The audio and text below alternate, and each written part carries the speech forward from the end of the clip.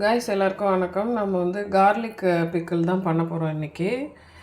இந்த பிப்ரவரி மந்தில் வந்து நல்லா ஃப்ரெஷ்ஷாக கிடைக்கும் பூண்டு.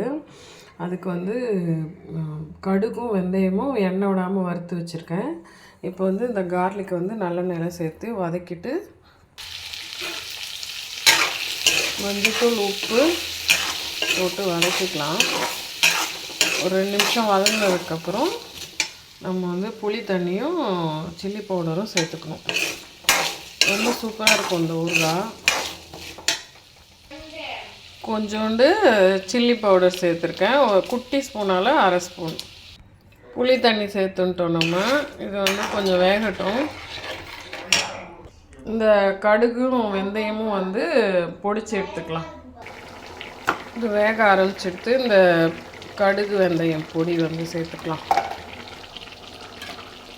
அப்புறம் வெல்லம், இந்த கட்டி வெல்லம் இருக்கு இல்லையா, ரொம்ப சூப்பராக இருக்கும். அவ்வளோதான், ரொம்ப சூப்பராக இருக்கும் இந்த ஊறுகாய். புளி சேர்த்து பண்ணோன்னா நம்ம ரொம்ப நாள் வச்சுக்கலாம். அதுதான் அதோட ப்ரிசர்வேட்டிவ். அது அப்படியே திக்காகிட்டு ஒரு மாதிரி நல்லா க்ரீமியாக வந்துடும். அடுப்பை சிம்மில் வச்சிடணும், தெறிக்க ஆரம்பிச்சிடும். இனிமேல் ட்ரை பண்ணி பாருங்கள். Thank you so much. எல்லாத்துக்குமே இது தொட்டுக்கலாம்.